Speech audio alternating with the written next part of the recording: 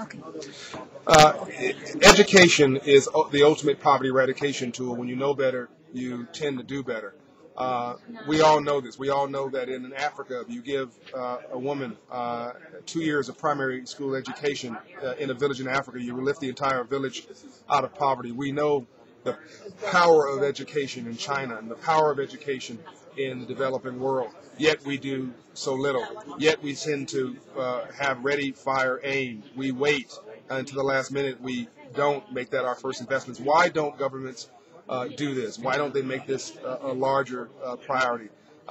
In my book, Love Leadership, A New Way to Lead in a Fear-Based World, I talk about laziness as fear as a lazy bastard. There's two things in the world: there's love and there's fear. And what you don't love, you fear. And fear's first cousin is laziness. And laziness is best friend. It's short-termism, a focus on me and not we. What do we have to get versus what we have to give?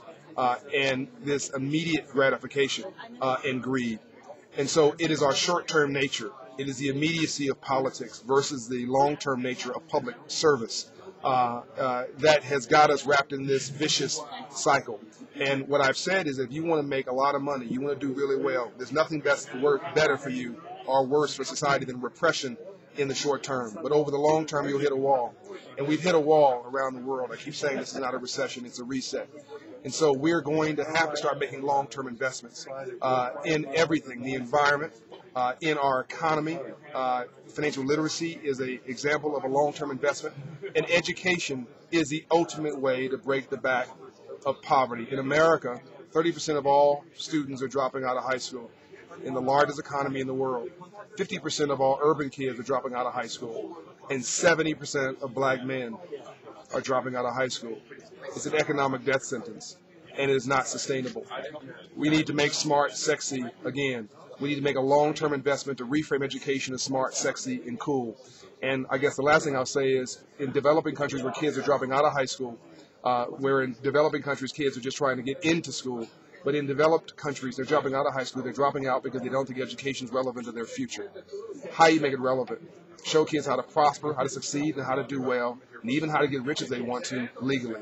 That's financial literacy, free enterprise and capitalism, ownership, opportunity, and entrepreneurship. Even if you're dealing with a drug dealer, he's not dumb.